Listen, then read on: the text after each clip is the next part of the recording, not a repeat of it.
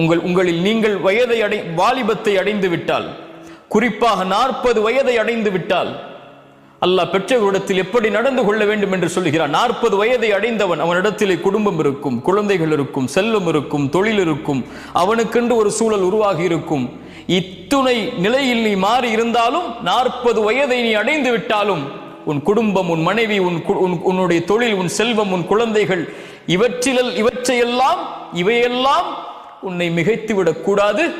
உன் தாய் தந்தைக்கு நன்றியோடு நடக்க வேண்டும் என்ற காரியத்தில்